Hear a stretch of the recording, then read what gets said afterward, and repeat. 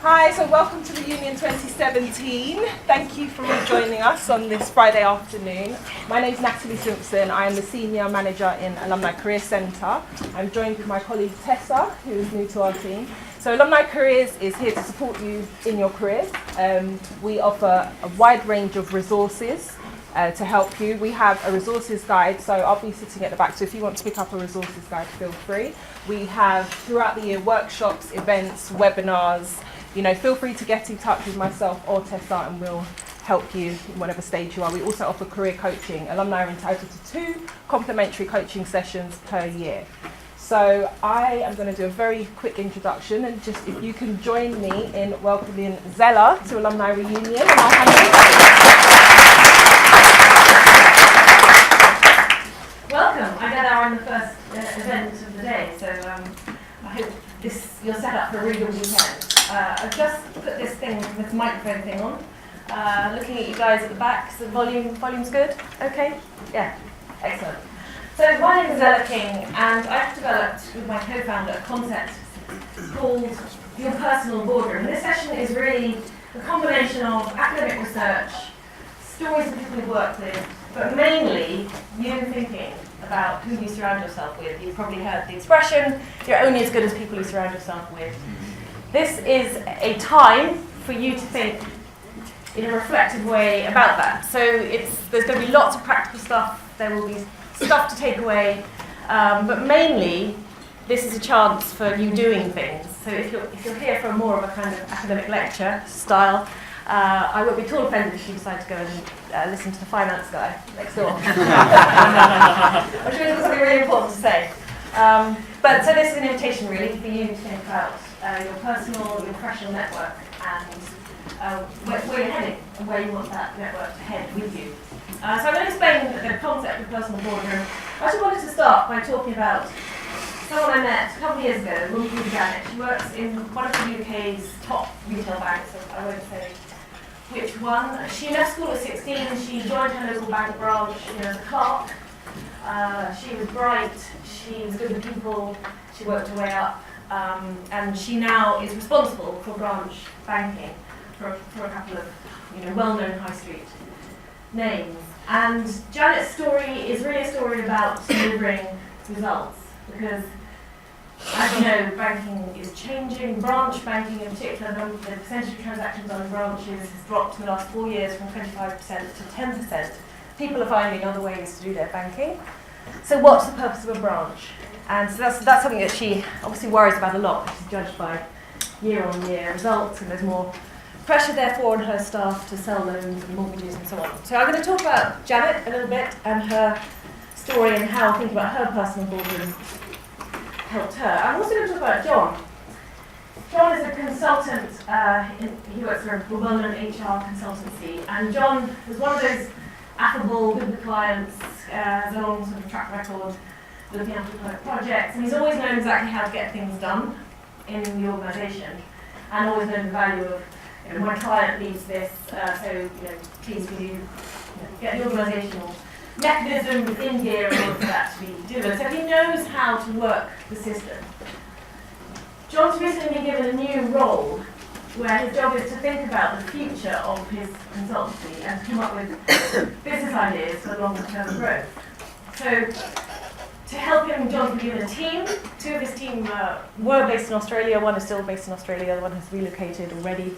And he has the part-time services of someone who works for another boss as well. And that's the extent of his team. No clients anymore. No clout that comes with servicing clients anymore. So John is a bit like that disconnected gear. At the moment he's got a well-performing team. That gear is spinning quite nicely, but it's not. Unless they can find ways for their business ideas to kind of connect in with the rest of the organisation and achieve the buy-in of the ideas that they've got, John's gear is just going to carry on spinning. It's not going to have much impact on the organisation. So his career is very much on the line with this. We're going to talk about John and how thinking about his personal boardroom has helped with that process.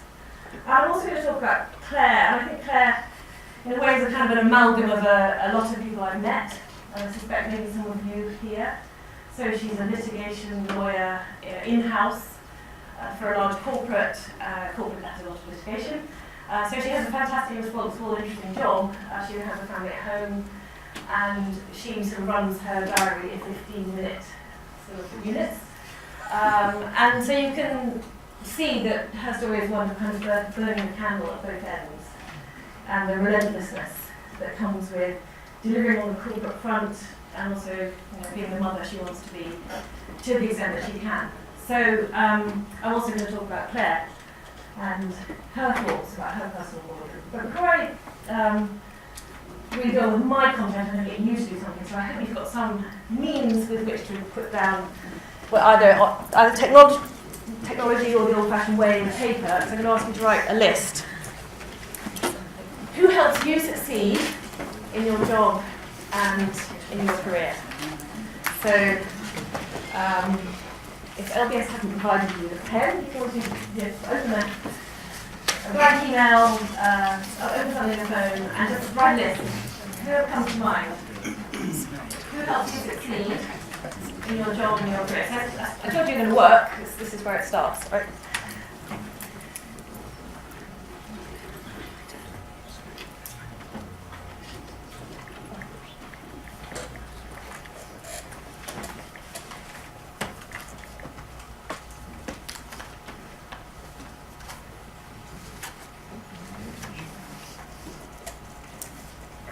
You can think broadly, so you can think inside your organisation and outside.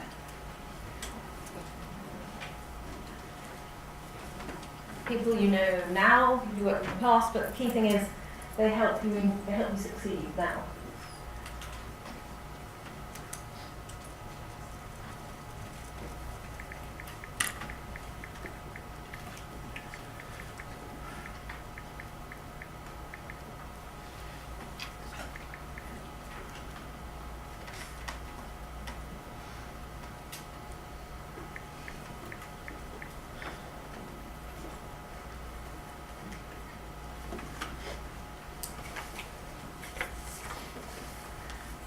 Please feel free to return to this list as I carry on talking, as new names come to you as the discussion continues. So let me go back to Janet. She did an exercise like the one that you're currently thinking about.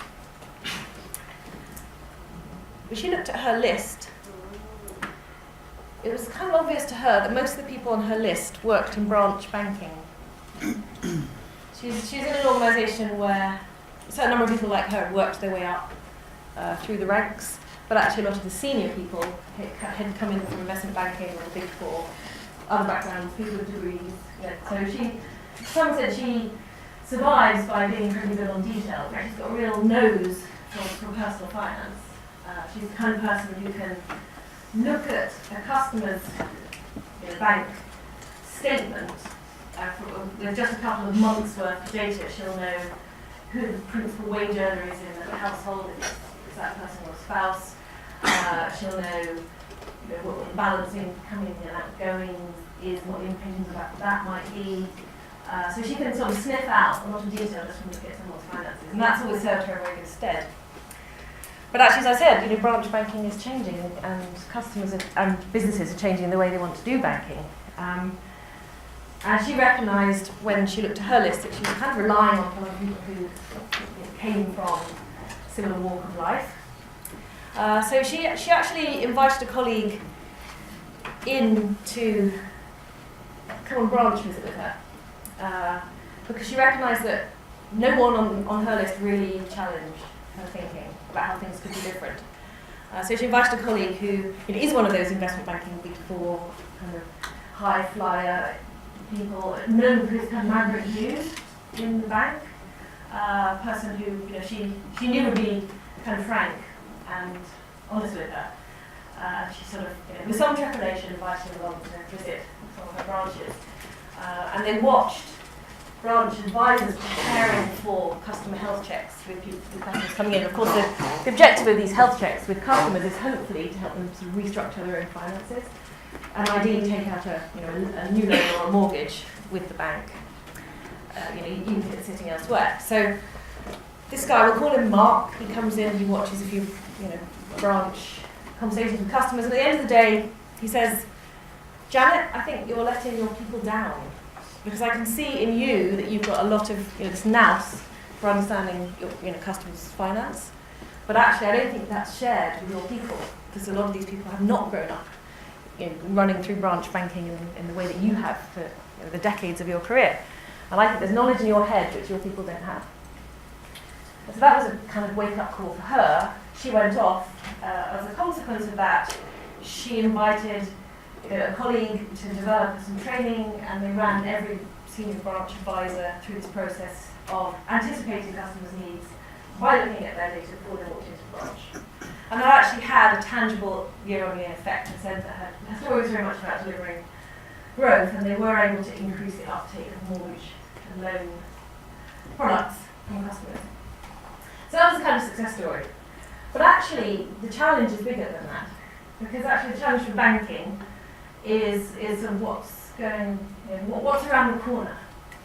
As I said, branch banking is changing. Anthony Jenkins, the former head of Barclays, has said that he reckons within 10 years there will be 50% of the number of branches and 50% of the number of people working in this kind of banking. So where does she go with the organisation that she's got and the people she's got? How can she help her with the organisation see into the future? So for Janet, this process that she just did, the one that you've done, where she thought about who helps me succeed in my job and my career, alerted her to the fact that there was no one on her list who could help her think about the future, where her business was heading, rather than today's challenges and the short term tomorrow.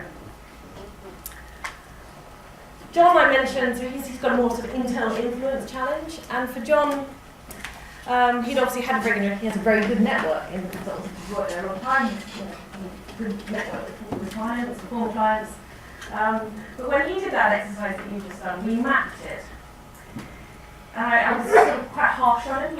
You come up with names who help you succeed in your job now. So that's your job, coming up with long-term business ideas for your consultancy and selling those ideas into the wider organisation. That's his challenge. His team can whir away nicely, like a well-oiled cog.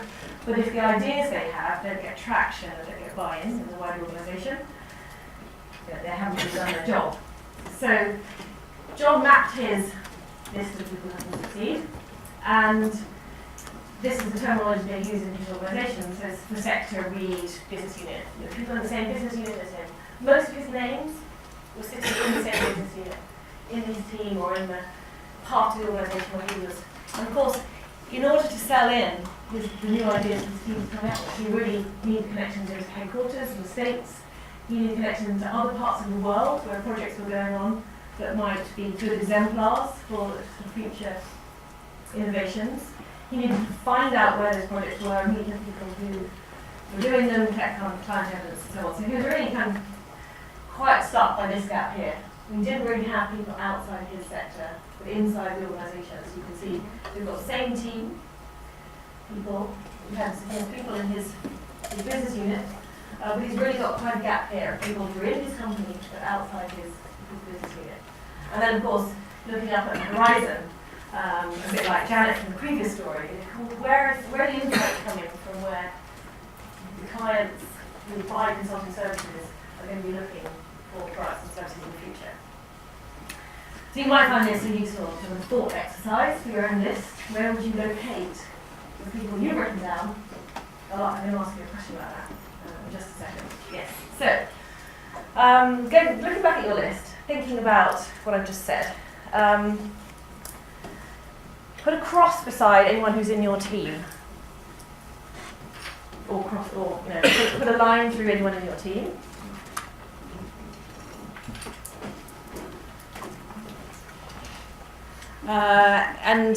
Anyone in your sort of functional area, your business unit, sort of anyone doing the same sort of work that you're doing. And also, for the purposes of this exercise, put a cross or strike through anyone who's spouse, close family member, friend. There's always been a wry smile at this point. Kidding everyone. Friends. So who's left? Me. Okay, you're left. What is this making you think? We need more allies. You need more allies?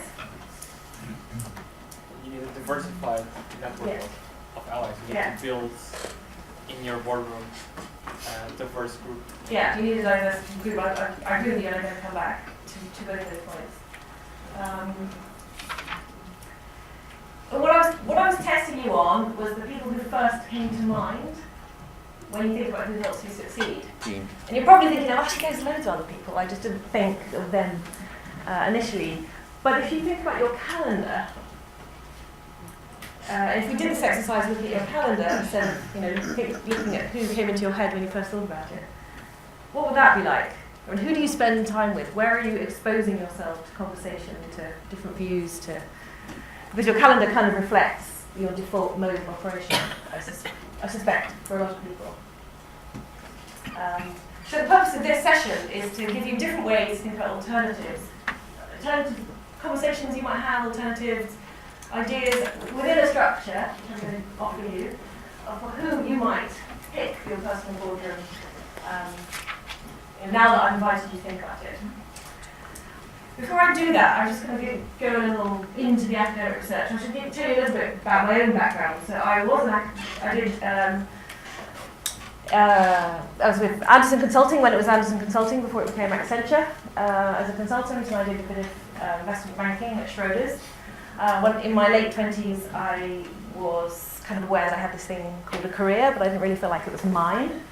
I was just sort of doing the things, going places where the companies that hired me wanted me to go.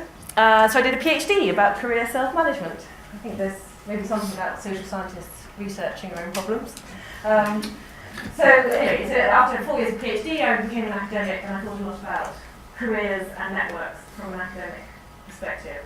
And I got quite interested in how academics think about networks, because it's quite different from how we, in sort of general, the world of our corridors of the organisations that we work in, we often think about networking, but not very much about our networks. So it's very clear from the literature from business scholars like Rob Cross at the University of Virginia that there are certain characteristics of high performers. They are more likely to have connections that span across physical boundaries. And if you think about the successful people in your organisation, they probably are seen in more than one location, and they're good at cultivating relationships that cross physical locations. They're more likely to have connections outside the company and outside the department in the way that John, the example is gave you, he needed to cultivate.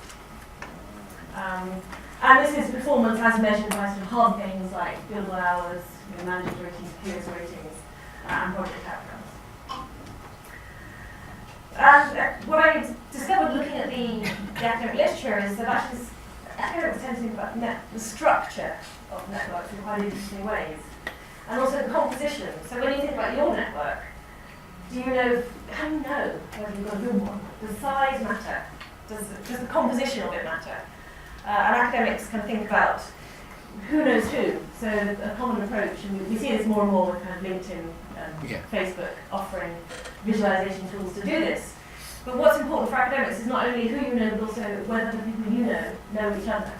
And if you look at these two diagrams, the person in the centre has the same number of connections going out to other people. But the difference is obviously very great between the one on the left, where the connections are not connected to each other, and the one on the right, where it's a kind of furball and everyone knows each other. And what academics find is that these are useful for different things. So if you have the network on the left, if you know a lot of people who don't know each other, you're in a good position to hear knowledge, to hear gossip, to hear information, and to pass that on at a time that suits you, to be a broker, to have, to control the flow of resources and information. And that's actually really good for coming up with new ideas, for innovation, for creativity, because you can kind of spot something that's going on in one domain and apply it in another, and gain some advantage from that. But on the other hand, on the right-hand side, you've got a more common sort of, you've got shared language, you've got shared expectations, people are most likely to have shared goals and objectives and understand what be driving towards the same outcomes. So that's a great kind of network structure for getting things done. And the reality is that most organisations you need a bit of both.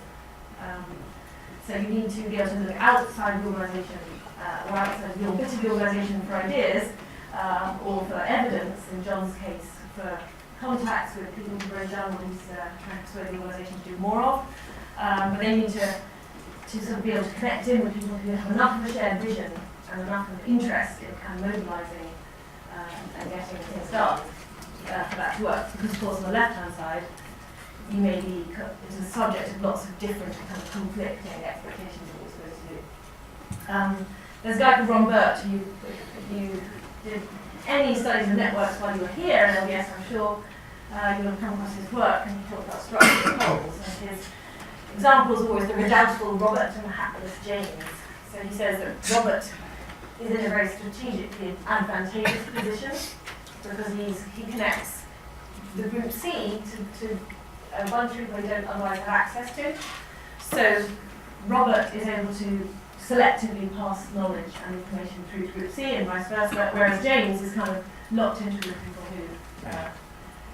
who basically he hears the same things all the time. He doesn't have any novel information. And Ron Burt showed, he measured people's the rate of salary progression, the rate of promotion, and the likelihood that people were the source of new innovations in their organisations. In all three cases, he found that the people in Robert's case were much more likely to have these career advantages. And then I love this picture because I think it summarises a lot of what's going on in popular politics right now. So this is this visualisation actually taken from the 2004 US election. And the blogs are all, this was a time when blogging was relatively novel. This is pre-social media, so blogs were the place where sort of popular opinions got rolled out. The red ones are Republican blogs, and the blue ones are Democrat blogs. The links between them are obviously the ones that refer to each other and the ideas in each other's sort of domains. And in the middle you've got a few independents who do cross-refer. But basically you can see a big echo bubble where Democrats think about what other Democrats are saying, and Republicans think about what other Republicans are saying. And I think it very nicely also summarises what's happened around the Brexit referendum in this country, where in general people were not very inclined to listen to those who had the opposing view, and hence the surprise for the Remainers, I think, about the outcome of the vote.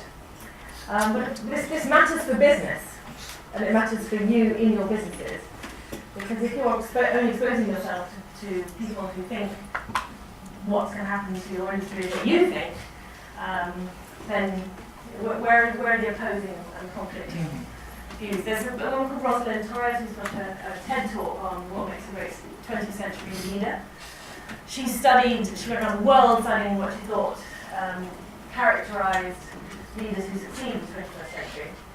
And she argued that, she has a lovely metaphor, which I used earlier, of the idea that 21st century leaders are good at seeing around corners. So in their calendars, they have time for people who will give them a different perspective on where things are heading. They will expose themselves to disruptive ideas, and they'll give themselves time to think and process that information and think about what it means.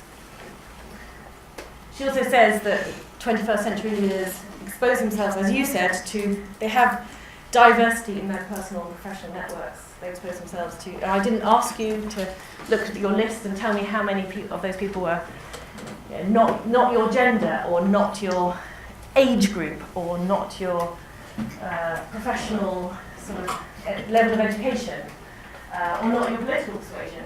But of course, those are other important aspects of diversity which bring different perspectives and viewpoints.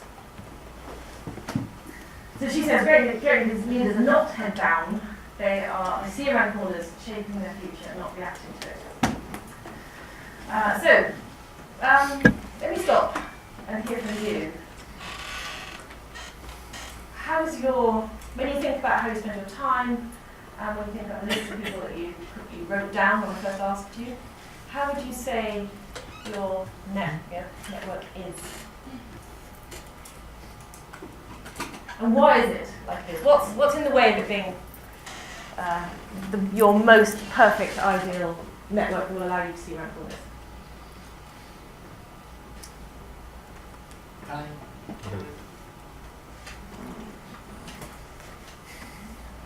I'm too busy to be successful. Time. Yeah. Oh, someone else did that over there. Yeah, sorry, I was a bit slow there. Yeah. So, what's the busyness? Is the busyness today's stuff? Yeah. Yeah. Always. Yeah. Same for you? Yeah. Prioritization also. Prioritization? Half the time, really. Yeah. I think it's also the kind of organization you work for, because one type of organization you reflect in those two networks where it's one individual, like hub and spoke to the rest of individuals. Yeah. And some organizations encourage that, therefore actively discouraging you to have a broader network. So some are more. Yeah, some are more on the left and Yeah. others are more on the right. Yeah. I've worked in both sorts of places, Yeah. and I think it's very stark, the difference between them. And if you work on the organization on the left, you would automatically be encouraged to sort of have single points of contact. Outside? Yes, outside your Yeah. organization, Yeah. you could very actively do other things. But definitely inside your organization, it should be a function of how your organization works. Yes. Is Okay. it a suck-up culture or whatever else? For some jobs, the very fact that these guys don't know each other is important, and you want to keep that way. So Yeah. competitors of the same sector, you come in as the go-between of information, Yes, the broker of yes. information, investment banking. Yeah. So you don't want to create dialogue only, or do it when you need it. Yes, and that's exactly Ron Burt's point, that there's actually control benefit if you don't connect people. Yeah. One trade-off that I sometimes face is existing versus new Yeah. networks. Because sure, I might have the choice tonight to go to an event where we'll meet 10 new people, or spend some more time on an existing relationship. And relationships need to be nurtured. Yes. Just because they're Yes. there doesn't mean they'll be there in 3 or Absolutely. 5 years. So I tend to now, at this stage in my life, often prioritize existing relationships, as I think the meaningfulness outweighs 10 loose contacts. Yeah, so the trade-off between new and existing relationships, and the recognition that you can't just go around cultivating LinkedIn connections, because they're quite superficial and not very meaningful. So you need to work on the ones that are important. And I guess the question is, how do you prioritise the ones that are important? Yeah. So I think it's also based on hierarchy and seniority and number of stakeholders. So the more senior you are, you're presumably going to be more in the left-hand model, because you've got board, you've got other stakeholders, shareholders, you've got the internal organisation. And if you're more within the organisation, networked in, you're going to be presumably operating within a sphere that looks more like the right-hand Yeah. side. Yeah. So I think it's hierarchy, it's seniority, it's accountability, it's the number of stakeholders, it's complexity of the business. And complexity of our lives, right? Because you can certainly have boards that are very inward looking, even at the most senior levels, and we saw where that can go wrong during the financial crisis. So, but yes, hierarchy has a role to play. And to say the point that you are in your job, like if you're in a new job and you've got to develop Yeah. a new strategy, then you're going to look outside to get ideas and see who can give you some Yeah. insights into where you might want to go. So job, the sort of extent to which you've been in your job for a long time Yeah. versus new. When you're new, you've got more incentive to build the new relationships. Yeah. I think it's about understanding your priorities. Yeah. And when you're very big in your corporate, someone will tell you what their priority is do your job, where you may think that your priority is actually not doing that, is networking with others. Yeah. And I work for myself. My priority is essentially networking Yeah. with others, because no one is going to feed me work. When Yeah. I was previously in a big corporate, if I didn't do networking, I would still do a job. Let's talk about networking a little bit. How does networking make you feel? The prospect of networking. You're here for a weekend, potentially a weekend of either talking to people you already know, or networking with people from the LBS family who you don't know. And of course, connecting with people you already know is really important, and a major reason for being here. But I'm curious about the other part, the networking with strangers part. What? I don't like the people that know, so it's fine. Who in this room feels absolute joy at walking into rooms with strangers? And oh yes, there's a good minority of you. So joyful networkers, and everyone else is a little bit hesitant, perhaps. Yeah. A drag? Drink. Oh, drink. Yeah. Yes. Well, that helps. Yeah. You can have a drag. I think one of the problems with networking is that it's our perceptions of it. So we tend to think of it as a bit self-centered. We tend to think of it as a bit inauthentic. Actually, there's a reason why we distrust networking. Because, and for very good reasons. So some of you may come across a guy called Adam Grant at Wharton, another very good TED talk. And he differentiates between three types of people: givers, takers, and matchers. And takers are the people who are generally depicted on the right. So they approach most interactions with thinking about what's in it for themselves. And the rest of us, especially the matchers, who tend to keep a very sort of close eye on the balance of give and take. So, I won't ask you for help again because I've already asked you once, so therefore I probably should do something for you before I ask for help. So matchers are very concerned about where the balance lies. But we distrust takers because they're in it for themselves, and we worry that they're out to sabotage us.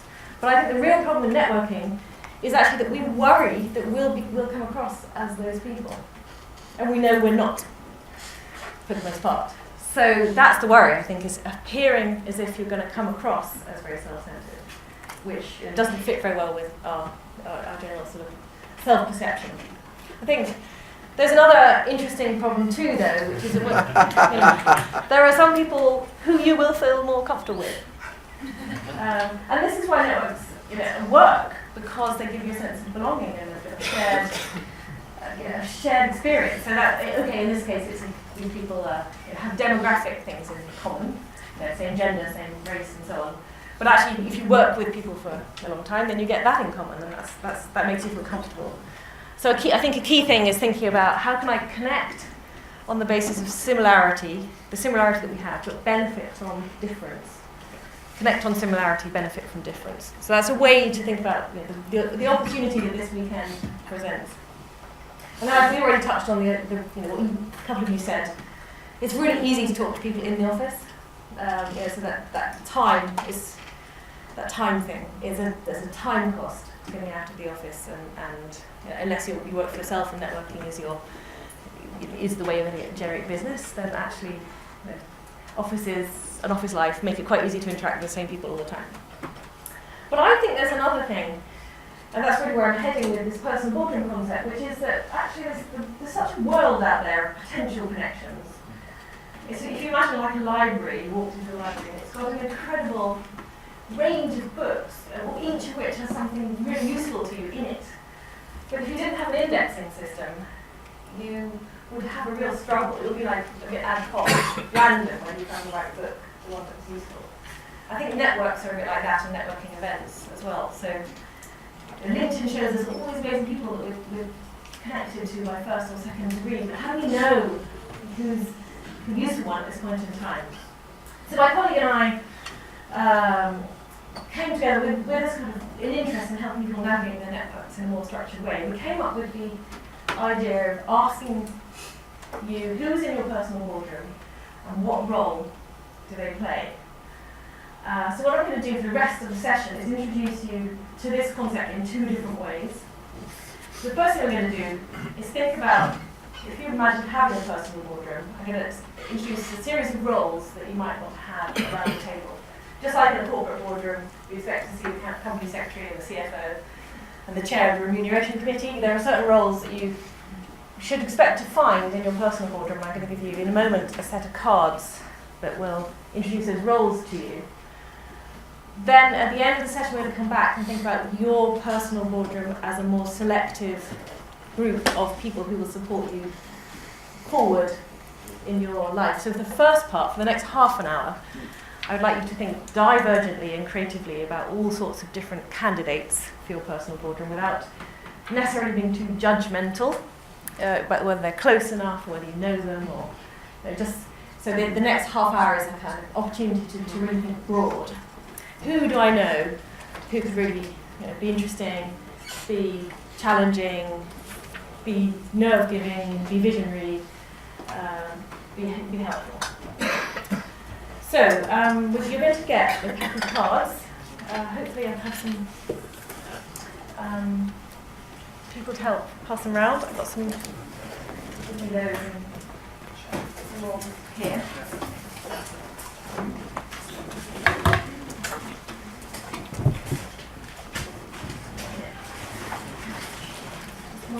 Yes. So I will ask you to be a little bit disciplined and actually just look at the first Thank you four very much. first. So you'll find that the cards have a description on the back and space to write 3 names. So your goal for the next 10 minutes is to come up with 3 names for each card, starting with these 4 blue ones. Okay. So they're 12 altogether. The first 4 are about different types of information. So if you turn them over, you'll find a space on the back to scribble some names on them. While you're doing it, I'll talk about some of these roles and what I think of when I think about these things. So, as I say, for now it's the first 4, and it's trying to think of people who might play this role for you. So your customer voice is someone who... This includes friends in... It can include anyone. Friends, former mentors, clients, the chief executive's PA, a family member. So nothing's ruled out at this point. So think about your customer voice, for example. If your organisation services people of a different demographic from you, the elderly, for example, who's giving you the voice of that person, the perspective that person has on your company's products and services.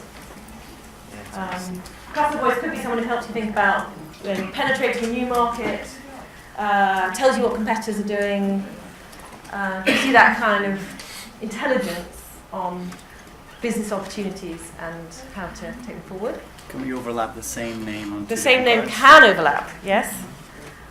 We might come back to that. The expert is deep, someone who's got really deep functional or technical expertise.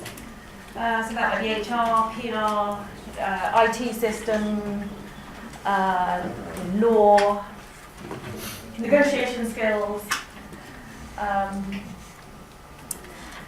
Could be commercial, someone with commercial expertise. So, for example, in the case of Janet, who I mentioned before, trying to think about the future of the banking industry, for her, getting a fintech expert, someone who really understood the kind of new disruptive world of fintech, that was a priority for her. So that she was looking for an expert. So this is as is right now. These are ideas. Yeah, exactly. Be bold. So you may want to also write down people who currently play these roles. So to some extent, the expert particularly is going to be, you maybe have a challenge on right now, some project you're working on where you need a type of expertise. So that's quite a revolving sort of role. It can be important now. In 3 months' time, there'll be different expertise that you need. The inspirer is that person who comes from a different world. So the perspective, someone who doesn't do what you do, doesn't know the people you know, doesn't think the things that you think are important are important. It's just possibly a slightly irritating person to talk to because you go into conversations thinking they'll ask one thing and they actually end up talking about something completely different. But it's typically someone who's really sort of passionate about their world, but are able to kind of communicate it in a way that makes sense to you. So, as an example, I know someone who does a lot of work with academic scientists, and he's always consuming everything there is to know about scientific breakthroughs and innovations, who's just this amazing resource of stuff about plastic electronics or the digital self or future, the smart city. He can't help himself coming up with ideas, and some of them aren't relevant to me, but sometimes some of them are. So that's kind of inspirer sort of person. And the navigator is a really key one. So navigator is that person you go to when you're in a new role and you say, how can I get this done? Or you're trying to get inside an organisation, it could be a government organisation, it could be a potential client, you want to know who's important and useful to know. The navigator will be the person that you seek out for that. So they tend to be really good observers of kind of social landscapes. They know who's in the up, who's in the down, who listens to who has the ear of someone. I met a headhunter, I showed her these cards, and she instantly honed in on the navigator card because she said she spends her life kind of observing corporate boards and she knows what's going on, that sort of level of politics in the organisation. So she saw herself very much as able to translate that information for others, and in that way she was a navigator. Questions about these four? Which ones where are your blank cards? Who's got blank? Inspire. Inspirer. Customer voice. Customer voice. Other blanks? Expert. Navigator. Okay. With the expert, do you know what kind of expert you're looking for? I'm looking for someone who can tell me more about the content or the original work that my company produces. I'm in the media space, Okay. so it's a TV company. Okay. So anybody who's actually involved with producing the content and how it's relevant to the customers, because I'm involved with selling it and expanding. Okay. and So you're growing. selling content. You need someone who's expert in the content. Yeah. You don't know who that is yet. Yeah. So you probably need a navigator who can help you navigate your way to that expert or experts. Yeah. So who in the organisation can you go to and say, I really use this expertise, who's good to talk to? That would be a perfect navigator conversation. Yeah. Inspirer, do you have you said you were kind of short of an inspirer, Yeah, so I mean, I keep on doing what you're doing, yes, information, but, it's almost like I will probably worry about the inspiring until it's too late. Then I need inspiration. okay. So because you head down, you don't get the inspiration.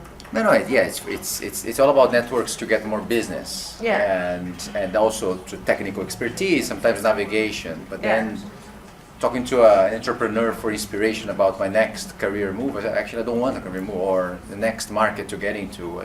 Maybe I'm stuck in a niche. Yeah. Okay. So. Well, you've got a whole weekend of opportunities to meet inspirers. Exactly. When you're here. Yeah. I was just going to say, my issue with the inspirer is that I tend to tune out. So it's my issue that I'm like, oh god, you're not polite me, or like, oh, which email should I answer next on my phone or something. So I think maybe it's a mental recalibration.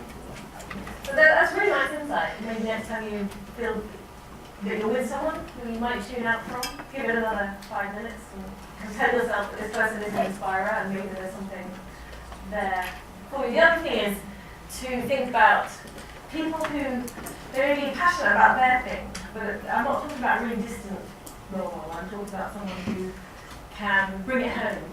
So my colleague Amanda said that she's read endlessly about AI because it's everywhere in the media, and it was this kind of rather distant, abstract concept. But then she met someone who explained to her how artificial intelligence would be used in the recruitment industry to match candidates with job vacancies, and suddenly it became near enough to her expertise to be relevant and interesting. So a good inspirer comes from somewhere else, but is able to bring it to your world enough to make it relevant. So perhaps you just haven't got your inspirer yet. Or I should steer them. Or steer them, yeah, absolutely. Because a lot of this is actually about purposeful conversations. When you start thinking about this and thinking who could play these roles, then you've got the opportunity to actively say, could you be a navigator for me and help me understand this thing I'm struggling with. So I think a lot of the way I did this exercise was, what is it that I need for the next 6 months? Yes. Where I think a lot of us are pretty well covered. I mean, I think the way we are not covered is what we need in the next 10 years. Okay. So we don't really bother building networks for what we need in the next 10 years. But we do have good networks for what we need in the next 6 months, because we know who to meet to get our job done, or kind of figure it out. Did everyone hear that? I heard. Yeah. So the point was, you've probably got networks that are sufficient for the next 6 months, but the challenge is the next 10 years. So apply this to you in the next 10 years. How would the names be different? What kind of exposure would you need to really think about where you will be and where your industry will be in 10 years? Let's move on. So the next 4 roles are what we call power roles. I like the word power because we don't use it. It's a kind of dirty word in organisations, but of course power exists in different ways in most companies. So there's the formal power, which is the resources and the who controls budgets and who controls hiring decisions, and so your unlocker is one of those people with formal power, promotion decisions. Clients are unlockers because clients will, if they sign the deal to do work for your company, then unlock something for you. The sponsor is that person who will speak publicly to endorse you. So that could be a client, former client, could be a boss, could be a direct report, talking about how great you are as a manager. Could be someone you worked with in the past. So who are your sponsors who really rate your work? The influencer is the quiet, behind-the-scenes person who kind of is respected in the organisation and can get things done, get your projects off the ground, get buy-in for things, and actually get things moving. So an influencer, it may be by having a quiet word in someone's ear, but it may also be by simply getting things started. So junior people can be influencers. They put their weight behind your agenda and make it happen. And then the connector is the person who helps you sort of get to anything you otherwise wouldn't reach. Thoughts on these 4? I think it's really interesting if you contemplate a career change. Yes. Because then you may not be quite so au fait yet with exactly where you pinpoint these people. It's very easy if you are in an established environment with your organization and you know pretty much the playing field. But if you contemplate a change, that's really interesting to think about these roles. I think there's quite a lot of fluidity in transition with these roles. So someone who could speak about your work in your past role as a sponsor may not be the right person for speaking about you going forward. But navigators are going to be essential in any kind of transition situation. Navigating the opportunities, understanding yourself, and how you fit into those opportunities. And navigators, of course, help you understand who are the unlockers and who are the influencers, which don't underestimate, as I said, the junior people. So I already mentioned the chief executives, PA, receptionists. They're often navigators because they see who's going into which rooms and with who. But they can also be influencers because they can get you time with people, or I'm thinking PAs here, or block time. And of course, influencers are both positive and negative forces. So it's helpful in any situation. I'm sure you will have done stakeholder mapping. It must be part of every MBA, LBS. With just understanding when you've got an opportunity, who are the resistors and who are people who will support and favour. So I think the point of this is really, who are my influencers who are going to make sure that my reputation is being upheld and being supported and being built. A couple of observations too. So the same people often end up in different boxes for me. Okay, so you've got the same people in different boxes. Yeah, and then secondly, the difference between navigator and connector is quite subtle. Second point first. The difference between a navigator and a connector is that a navigator will say, you should meet Manoj, and a connector will say, I know. I'll send an email to Manoj and make sure that you get introduced. So Navigator is really useful. So I understand that, but I think it's fairly overlapping, right? So Yeah. probably the same person. Could be the same person. Yeah. Could be the same person, but not necessarily so. Yeah. Yes. One person in many boxes. Anyone else? You mentioned it. Yeah. Yes. Other people? Some nods. Who are these people? The boss. The boss, The business partner, business partner, Just a friend. friends. a main client. So great people probably. If they're doing a lot of different things for you, customer voice, or unblocker, they're a sponsor. Those are people to really treasure and acknowledge and delight. You've got those people in your network, but it's also an alarm bell. Yeah, risk, because especially if you're inside a big company and your boss is coming up time and time again, we all know how things change, right? And when someone moves on, your network can be cut off at the knees. So if that's the case, and you're finding one name come out lots of times, think about a bit of succession planning or a bit of kind of mitigation. Who else could you put on that card who could also do the role? But by the way, think about going back to that person. We sometimes talk about the bingo boss, as in they tick all the boxes in the line. If you really have a bingo boss, this is actually a great way to acknowledge all the different things that they do for you. They are an navigator, we haven't talked about the roles yet, they are an improver, they are a nerve giver. We don't thank each other enough, I think, at work in general. So think of this as a way to acknowledge someone for what they do to you, for you, I should say. Yeah. Question, so most of the discussions that we've done so far, it's probably based on what the things that are already established. But if you take the example, probably the one that you gave, a recruiter meeting someone, wherein someone explaining that AI will be used in future for identifying candidates. Yes. Now, in these kind of scenarios, and there is a lot of it, like the digital world is changing everything.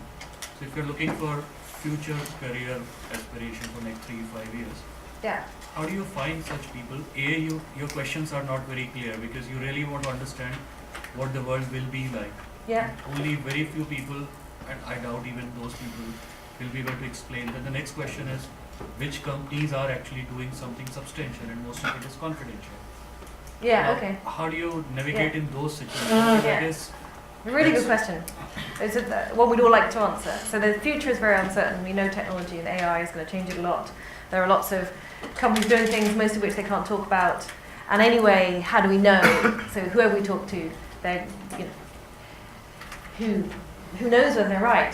So I guess here I would kind of fall back on the idea of a corporate boardroom, which is a place where hopefully you've got lots of different perspectives coming in. There's one voice that carries the whole thing, but you've got divergent ideas, and you just expose as many as you can. So whoever you talk to, get their thoughts about it, and put together from that your own narrative about what you think is happening or might happen. And also, especially around career moves, like especially in these vague kind of questions. For example, if someone wants to make a career in fintech in London, and now you want to figure out what are the salaries like, what kind of options can you get? Although they are not the most important things, but they still do matter in your career choices. Now, people you have just met, these are not the right questions you can answer. Okay, you want to know information which maybe you're personal and not so to ask. A little reluctant to ask. Well, not everyone is reluctant to ask those questions. Some people will just fly in, so there's a bit of chemistry and personality here. Consider asking them anyway. Certainly consider asking them to recruiters and the like, because it's their job to know. But actually, the other thing I would say is that people in general really welcome your acknowledgement of their qualification to be asked. So by asking, you're actually acknowledging that someone is an expert and you have got an interesting perspective. And actually that's often enough to get them on your side, rather than hesitate to feel like I shouldn't ask this because I'm in a difficult position. One of the things I really like about this framework is it allows you to make very purposeful requests for help. How many of you have been asked, please will you be my mentor? Probably a few hands. Yeah, probably at least a third of you. That's just such an open-ended question. It's like unbounded, and that tends to spook people. Yeah. How needy is this person? You know, how often, I think Sheryl Sandberg's got a great story about a woman that she kind of supported, and they had weekly conversations, and Sheryl Sandberg was very keen to see this woman's career progress, and then one day the woman said, you know, I really wish I had a mentor. And Sheryl Sandberg had never put a label on it, but she sort of said, well, what were you hoping for, a mentor? And she said, we'd have an appointment every week, I would talk about what's going on in my life, and Sheryl Sandberg said, that's not a mentor, that's a therapist. So I think the nice about this framework is it's almost like an anti-mentoring framework, because you recognise that you can get different things from different people, and you're not imposing on one person to do everything, and that can be very empowering, both to ask and also because you can acknowledge the other person and their expertise. And by the way, this is very much of a two-way thing. Yeah, so how? Yeah. Because again, boardrooms are paid 60 grand a year, thank you. Yeah. You sit, and then you provide your expertise.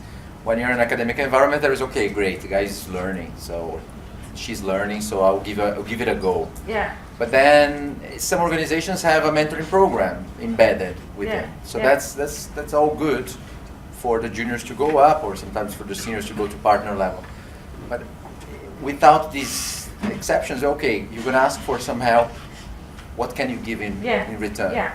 Because actually, if you are a mentor, even if you're a mentor in an organisation who's been formally appointed, you probably can't do all of these roles. You can't be a bingo mentor. You might be able to be a navigator, but you may not be an unlocker for that person, because you might not have control over the budgets that they need, but you can tell them who does. Maybe you can be a connector and open doors, but perhaps you don't have the expertise that they need. So this is a very good way of thinking of, as a mentor, what help can you give? So perhaps you can influence behind the scenes, but it wouldn't be appropriate to be a sponsor. Or perhaps what help could your mentee turn to other people for? And you can actually get them sitting down with these cards and talking to you about their personal boardroom. We've got some spare cards if you want to take some away for that purpose, then we're absolutely delighted to do that. Let's go on to the third set of three, which are what we call the development goals. This is the stuff which is about your growth and your development as a person, and about your path in life. So your improver is the person who gives you feedback. The challenger is that person you go to when you've got a board paper to present, or a client pitch, and you want to make sure you nail it.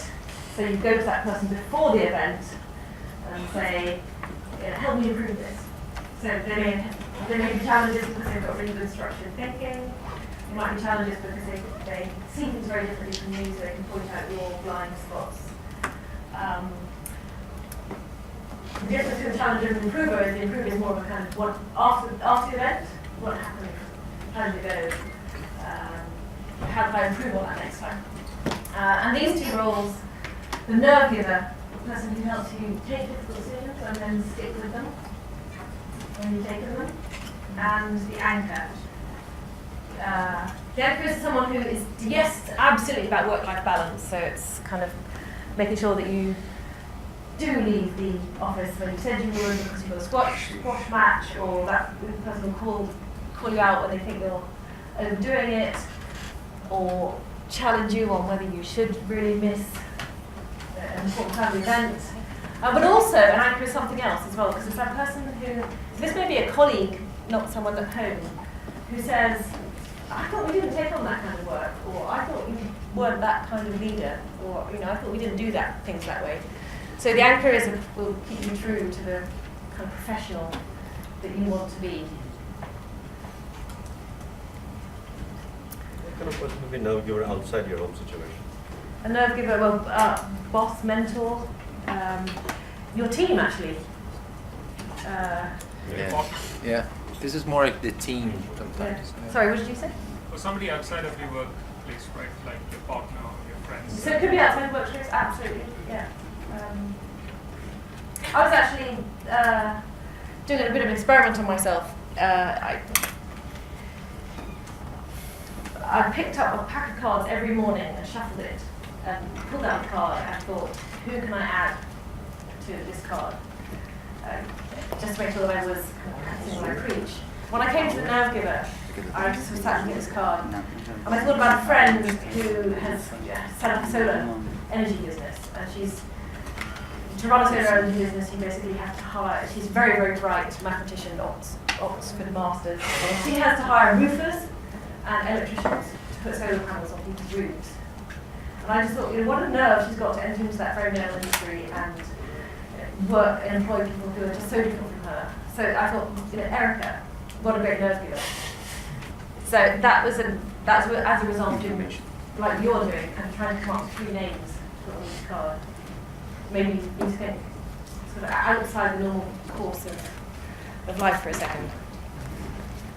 So what I'm hoping you've done is come up with some ideas for people you could turn to in your network who you wouldn't have had in mind before you came in here an hour ago.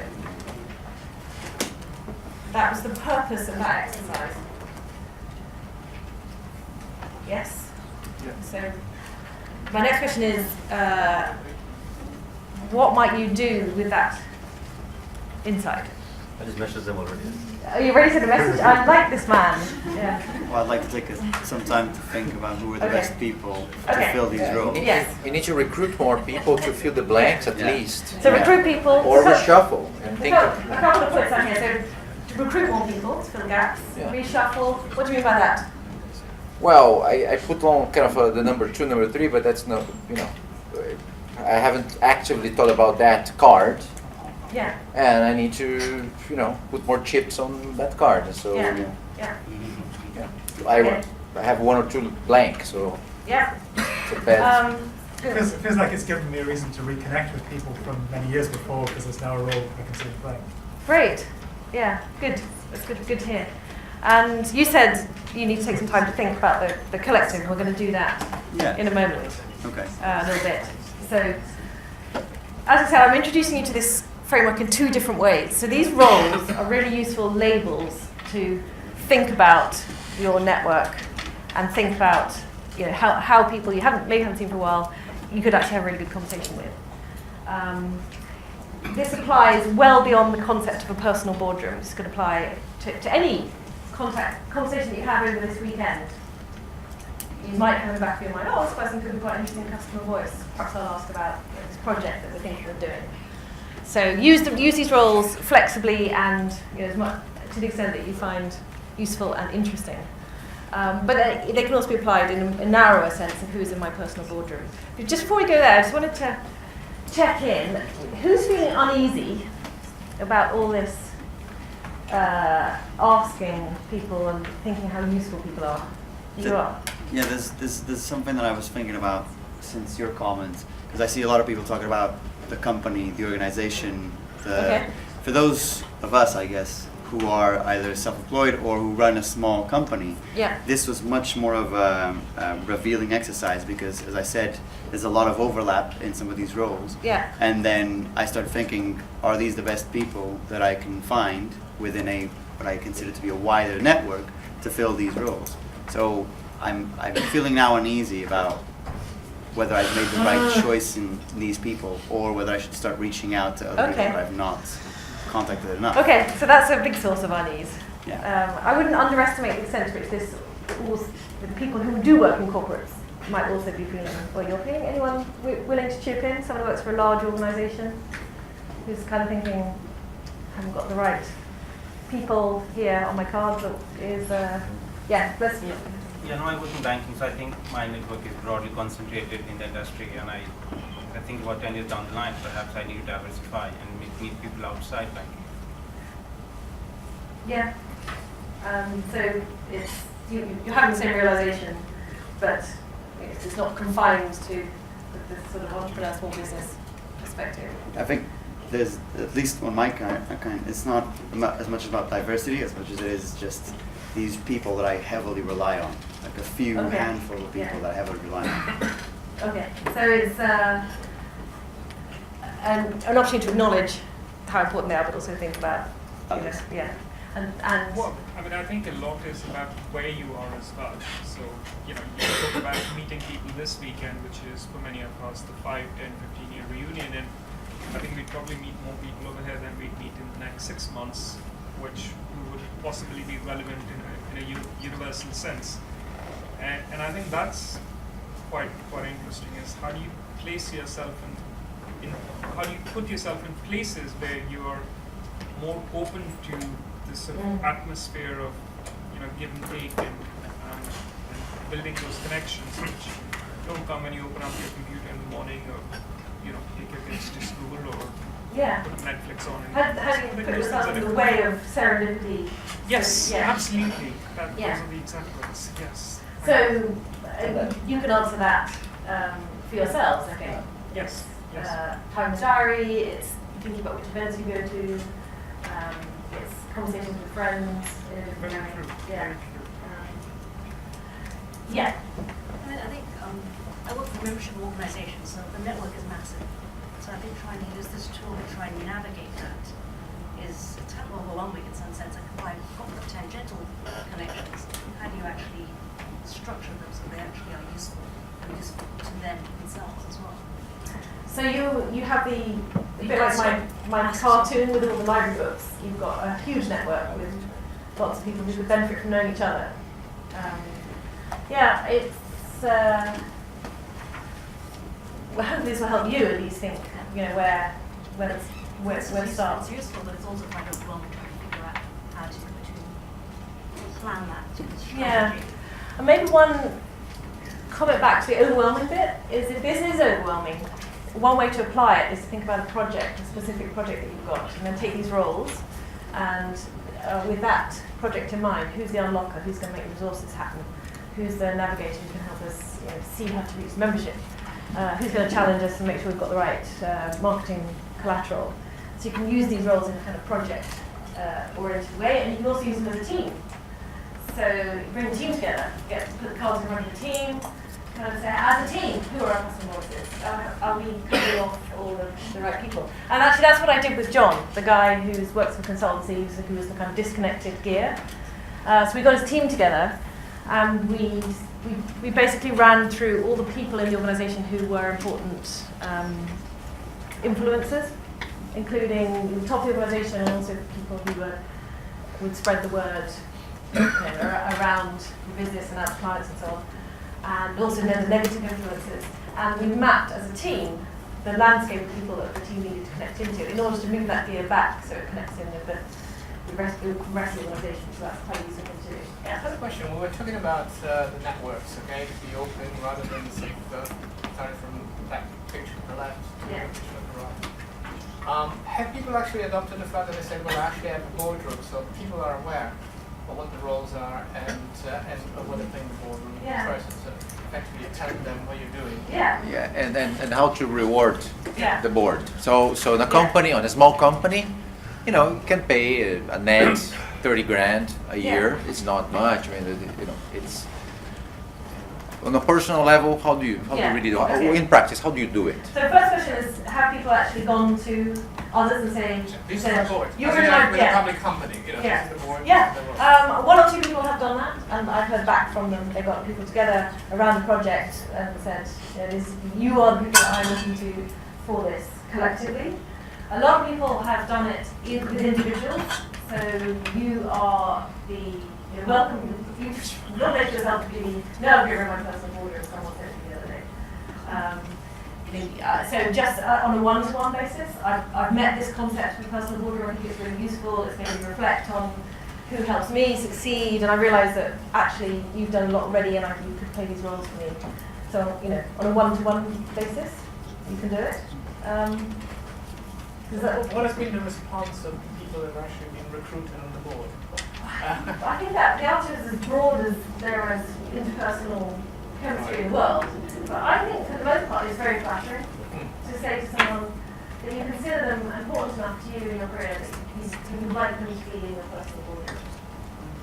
And imagine if someone came to you with that comment, put together in a way where they acknowledge what you've done from the past and your qualifications for the role, and by the way also did make it sound like will you do my mentor question, but actually made it time-bound and respectful of their expertise. Because I think you might be a bit sort of spooky if you went and said, please will you be my personal boardroom, without explaining exactly what was involved.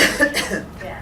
So that answers that question. On the reward question, I think let's roll back a bit. So when I was asking earlier about unease, I wondered if any of them are feeling uneasy about all this take conversation. We've talked a lot about how your people can help you. And there are always one or two people in the room who kind of go, actually, yeah, and I don't feel uncomfortable. I immediately thought, which of these do I want to be seen as? And I a giver or a taker, I mean, or no, like in relation to these different, roles within somebody else's board. Who would I actually want to be? And I'd like to be the connector or something on the positive side, not necessarily the challenger, but maybe the improver, that kind of thing. So I think there is personalities that kind of fit quite well with this. I don't think you have to ask somebody necessarily to be your improver or something like that. If they're vested in you as a person, your friends anyway, or you've got a connection, then they'll just do that normally. So yes, people step into certain roles. I think you're suggesting that you can also see yourself in some of these roles. In some of these roles for other people as well. How would I like them to see me? Yes. Yeah. So you may strongly identify with these roles. Like I mentioned, the headhunter who saw herself as a navigator. I showed you Eleanor Mills, who writes in the Sunday Times, I think, and she writes a lot about women and women leadership, and she instantly honed in on this one. And I'm absolutely an advocate for women. I'm always trying to get women to step up. And so she honed in very much on that one. And as you look at these, you may well see yourself. There's a language that you speak, probably, which you can bring to others. So that's one way of thinking about it. I'm going to come back to your question, but that's one way of thinking about this. Is it's also, we live in a give and take kind of world. I mentioned Adam Grant and his givers, takers, and matchers. He says that most of us in our professional lives are matchers. So we want to offer stuff as well as we're concerned about reciprocity in our relationships, and this is a good way of thinking about what you can bring. So coming back to reward, what were you going to say? I was just going to say something for me that makes me feel a bit uneasy, given the formality and corporate governance that goes with the board. Yeah. I think it's more an advisory board than the formality of the boardroom. I don't know whether it's semantics, but it kind of feels a bit different. Yeah, it is. And the way I like to think about it is you're convening around you with people who can challenge you with differing perspectives. So they're different from you and they're different from each other. And it's a place where there's dialogue and debate and disagreement, because that's really healthy. But they can't vote your salary at the end of it. Well, so yeah, on the reward thing, I think there is an extent to which some of these people step over into a professional line. If I think about, at one stage I would definitely have my accountant on this list. And I do have a professional relationship with him, and that's perfectly natural. You pay for advice. Yeah, and there's nothing wrong with that. But on the other hand, I think some people are held back by, I think there are two types of, there's people who are just really comfortable asking, and there are people who are more like guessers, so they worry a lot about what the other person's going to think. And if you're that kind of person, if you worry about kind of being too pushy and asking too much of someone, you're kind of guessing all the time about what. I won't ask outright. I'll just try and hedge around this and hope that they notice what I really need. Be bold to ask, because actually, as you already said, most people are really grateful to be acknowledged and asked to help. We are essentially human. We are companionable creatures who have evolved to work in communities and support each other. That's where I believe most people sit. Maybe the one or two who want to pay for their advice, but it's amazing what you can get just by asking questions of people. I just want to move on to give you time for reflecting a bit on your own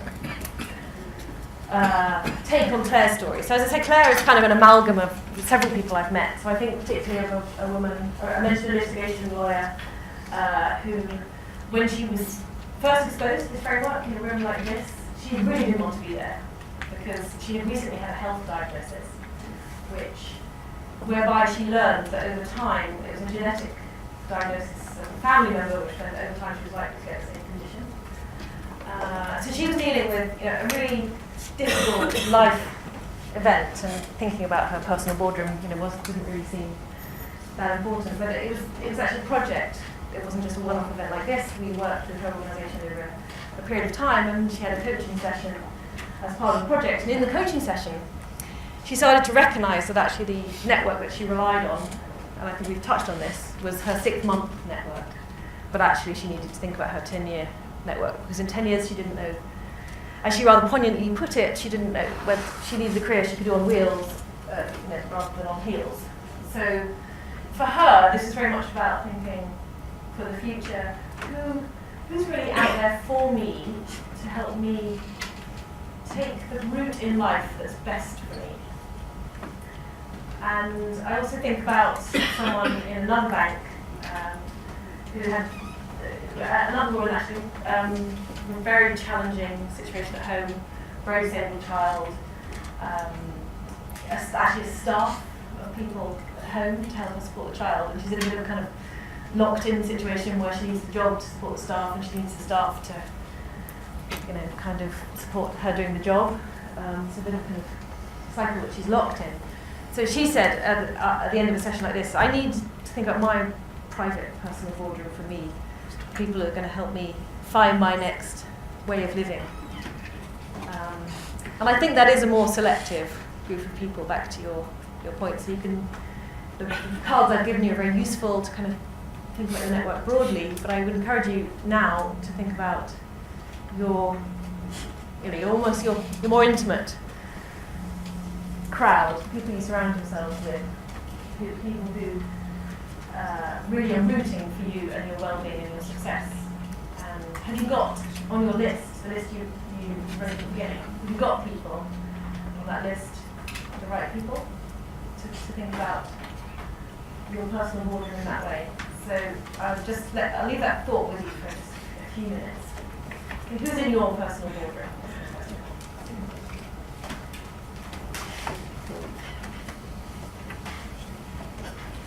It's friends and family normally. Friends and family? Yeah. But as someone said, the future's work, is not defined by friends and family. No. It's going to be defined by trends on a very different scale. So where you fit into that. I'm asking myself the same question. Where I feel like I live my life, I was saying earlier, in 5-year cycles. I'm just coming to the end of a 5-year one. So I've been doing quite the same thing for 5 years. Who do I want with me in the next 5 years? You want you in 10 years? Me in 10 years. Yeah. Or where you want to be in 10 years? Someone Yeah. who's been, who's already there. Who's already there? Yeah. So who's already where I am? Who's already where I want to be in 10 years' time? Yeah. Yeah. That's a good way to think about it.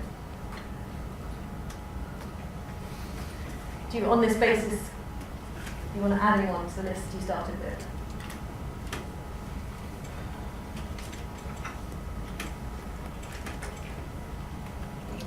New people, right? So if we're talking about 10-year horizon, you may need somebody tomorrow, next few years, who's going to be there. So going into conversations with an open mind.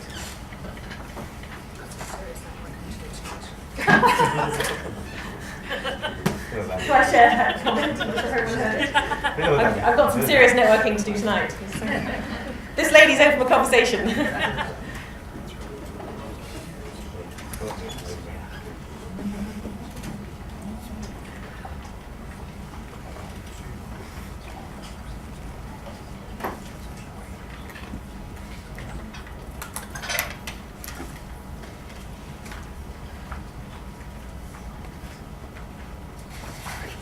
So I left you in quite a thoughtful place, and now probably isn't the time to do the shuffling and the ultimate sort of designation of who might be in your personal boardroom, but I would encourage you to go off and think about it through the course of this weekend and afterwards.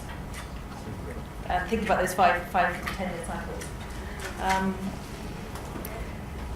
Just before I open up for questions, I want to let you know that we have this framework in an online form as well. So if you know people who, this is certainly not for the exclusive use of this room, so if you know people who you'd like to pass this link on to, then please feel free. What this online tool does is it sort of works through a series of levels where you first of all think about the 12 roles and who plays them, and then a bit like today, then you get challenged on looking outside your team and looking at people who can help you in a more strategic way, and then looking at whether you're surrounding yourself with enough diversity, and then it concludes with committing to regular contact with people. So the concluding level gets you to commit to contact with one person in each role. So yeah, that's an invitation to you to pass on. So what questions and thoughts before we conclude? Is there any ideal number of people that you would recommend to have in the roles? Because you had 3 spots for each of the 9 roles, but I'm assuming that you don't want to fill out those 3, or would you recommend having as many? So the question was, is there an optimal number? And there are 3 spaces on each card, 12 cards, so that's 36 spaces. So that was more, what I was trying to get you to do there was more divergent, thinking about candidates. To sort of narrow down to a group of people who are really rooting for your success in a more personal way, I would say 6 to 12. With the caveat that if one person is playing all the roles, then you look for other people who can also fill in so that you're not exposing yourself to being very dependent on 1 or 2 people.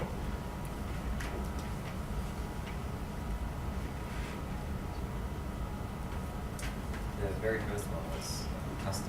Customer voice, yeah. I wonder if that can actually just be a range of customers, or is there a method in making what represents the voice of the customer? I think is Yeah. So the question is it a range of people, or is it an individual who represents the customer? I think there's no right or wrong. I do think that if you work in a functional role inside an organisation, you've also got internal customers. So they are very important people to reflect in your thinking, because if you're in HR, the line managers you support, or the executive team you support, is your number 1 customer. But actually also understanding the people that you're ultimately there to serve, your organisation, is as important. So just to get a sense of where the landscape is heading, and what's going to be important in the future, I think it is important to have the end user as well as your immediate customer. To answer your question, I think it could be just being attentive to when clients are trying to give you feedback, to embrace that, and to maybe have 1 or 2 clients that you seek out, or customers that you seek out for. I think you can, obviously without violating any sort of confidential information, to go to a customer and say, we're considering doing this. What do you think? That kind of conversation can be very useful. So I'll answer the question. Is that we were driving at something else? No, that's helpful. I guess my real question was, can it just be customers? So in my particular role, I have great access to customers. Yeah. And so I'm pretty going out and just asking them exactly. Yeah. Do you know what your competitors are doing? Do you have a customer who can tell you that? And the customer voice can also be someone who can tell you about a market that you're not in, as well as one that you're in. So think about it broadly as well. Business opportunities. Who's giving you that view? Any other questions? Very good. It's been an absolute pleasure meeting you and hearing your perspectives. Thank you for being participative, as I asked, and I wish you all the very best for the rest of the weekend. Thank you.